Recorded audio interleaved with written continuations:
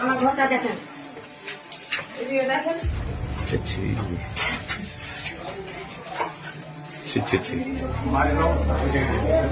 সব ফেটে গেছে। আমরা কোথায় থাকবো? দেখেন ছাদ সব ফেটে ফেটে পড়ে যাচ্ছে। আমি কোথায় যাবো, কোথায় থাকবো? আমার স্বামীর বেরেনের দোষ, আমার স্বামী কাজ কাম কিছু করতে পারে না। আমি জমি জায়গা বেঁচে সব টাকা পয়সা রেখেছিলাম, সব নিয়ে চলে গেছে। ডাক্তার দেখাই খাই, ছেলে পেলে নিয়ে আমি তো বিড়ি ম্যানেজ করতে পারবো না। আমার সব নিয়ে চলে গেছে। আমার গহনা ছিল, মেয়ের নেকলেস ছিল, আমার ছিল মালা ছিল, 2 কানের ছিল, সব নিয়ে চলে গেছে। টাকা পয়সা, আমার বস্তা ভর্তি চাল ছিল, কিচ্ছু নাই ঘরে।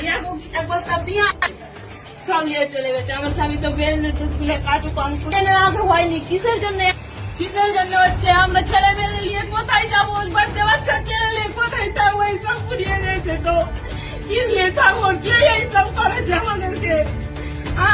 আমার স্বামী উচ্চ নিচে কারোর সঙ্গে কথা বলতে জানে না। আমার ঘরে এসে সব চিন্তাই করলো, পরে নিয়ে কে না আগুন দিল, চিন্তাই করে নিয়ে গেল। আগুনটা না দিত তবে আমি থাকতে পেতাম ছেলে মেয়ে নিয়ে।